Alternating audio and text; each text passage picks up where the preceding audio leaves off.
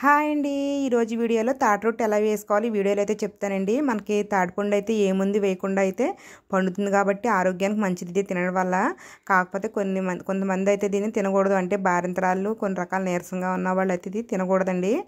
ఇది బాగా వేడి చేస్తుంది, బాగా బలమైన ఫుడ్ కూడా. అయితే ఫస్ట్ అయితే మనం తాటికాయని అయితే ఈ విధంగా తీసుకోవాలి. మనకి తాటికాయలు వచ్చేసి 3 టెంకలు ఉంటాయన్నమాట. చూసారు కదా, ఇవి 3 భాగాల కింద విడింది కదా. ఫస్ట్ అయితే మనము దీని మీద ఉన్న పొట్టు అయితే ప్రత్యేకంగా తీసేసుకోవాలి.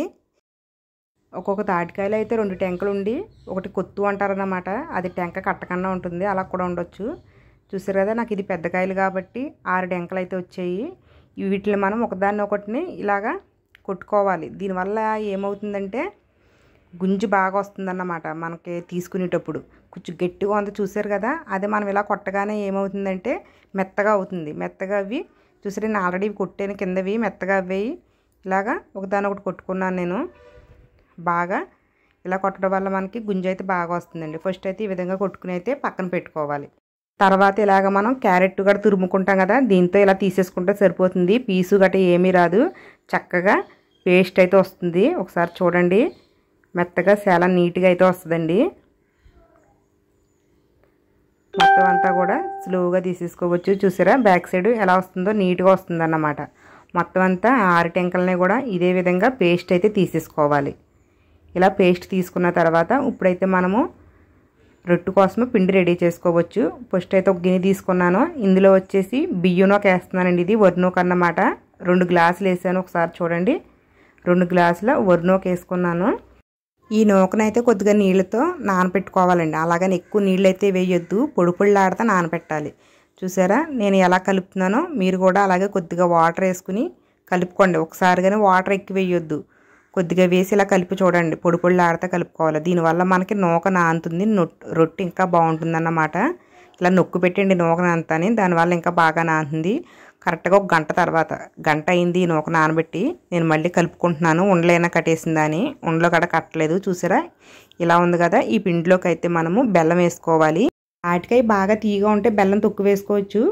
తాటికాయ కనుక కొద్దిగా చప్పగా ఉంటే బెల్లం ఎక్కువ వేసుకోవాలి. టేస్ట్ని బట్టి కూడా వేసుకోవచ్చండి. మీకు లెక్క ప్రకారం అయితే 2 గ్లాసుల నూకకి 1.5 గ్లాసున్నర బెల్లం వేయాలి. కానీ నాకు తాటిపండు బాగా తీయగా ఉంది కాబట్టి నేను గ్లాసుడు మాత్రమే బెల్లం వేసాను. ఈ బెల్లాన్ని కూడా నేను మిక్సీలో ఆడుకున్నానండి, ఎందుకంటే మనకి ముక్కల్లా ఉంటే కలదు కాబట్టి కొంచెం మిక్సీ పెట్టుకున్నాను అన్నమాట. దానివల్ల మనకి వెంటనే కరిగిపోతుంది. నేను గ్లాసుడు మాత్రమే వేసుకున్నాను. మీకు తీపి సరిపోకపోతే ఇంకొక 1/2 గ్లాసు వేసుకోవచ్చు. తర్వాత తాటిపండు గుజ్జు అయితే వేయాలి. ఇది వచ్చేసి నేను 3 గ్లాసులు వేస్తున్నాను. 2 గ్లాసుల నూకకి 3 గ్లాసుల తాటి గుంజు వేయాలి, 1.5 గ్లాసున్నర బెల్లం వేయాలి. నాకు తీపి ఎక్కువ ఉన్న మాల్చి 1/2 గ్లాసు బెల్లం తగ్గించుకున్నాను అంతే. ఈ 3 వాటిని కూడా కలిపేసుకోవాలి. మనకు ఆల్రెడీ నూక అయితే నానేసే ఉంది కాబట్టి ఇది ఎలా కలిపేసుకున్న వెంటనే మనము రొట్టె వేసేసుకోవచ్చండి. చూసారు కదా, ఈ విధంగా ఉండాలన్నమాట. మనకి చూడండి, బాగా పలచగా కాకుండా బాగా చిక్కగా కాకుండా ఉంది, ఇడ్లీ పిండిలో ఉందన్నమాట. ఇలా ఉన్నప్పుడు మనం దలసరంటి ప్యాన్ అయితే పెట్టుకుని నేనైతే అరిటాకు వేసుకున్నాను.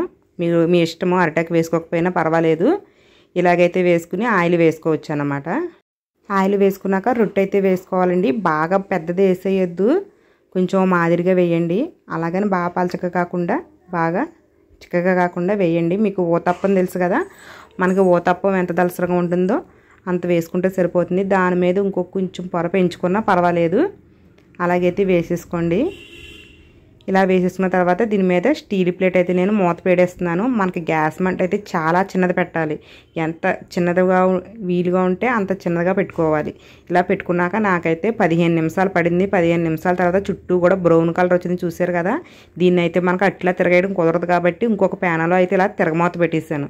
ఇలా తిరగమాత పెట్టేసి ఇంకో ప్యాన్ మీద ఉండగానే మళ్ళీ కాల్చేసాను. అంటే మనకు మళ్ళీ తిరగవేసుకుంటే ముక్క అయిపోతుంది కాబట్టి ఇంకో ప్యానంతో కాలుస్తున్నాను అన్నమాట. అంటే ఒకవైపు ఒక ప్యాన్ మీద కాల్చాను, ఇంకోవైపు ఇంకొక ప్యాన్ మీద కాల్చాను. ఒకసారి చూడండి, ఇలాగ 2 వైపున అలాగ 2-3 సార్లు మార్చాను. కరెక్ట్గా కాలింది. ఇప్పుడైతే దీన్ని ముక్కలు కట్ చేసుకోవాలండి. ఇది మనకి చల్లారాలి, చల్లారకుండా తింటే చేదుగా ఉంటుంది. నన్ను అడిగితే ఈరోజు రొట్టె వేసుకుంటే రేపు తింటే బాగుంటుంది అన్నమాట. చూసారా, మనకి ముక్కలు కట్ చేసుకుంటే ఎంత బాగా వచ్చిందో. మీరు కూడా ట్రై చేయండి, చాలా టేస్ట్గా అయితే ఉంటుందండి. ప్లీజ్ అండి, వీడియో లైక్ చేయండి, ఛానల్ని సబ్స్క్రైబ్ చేయండి.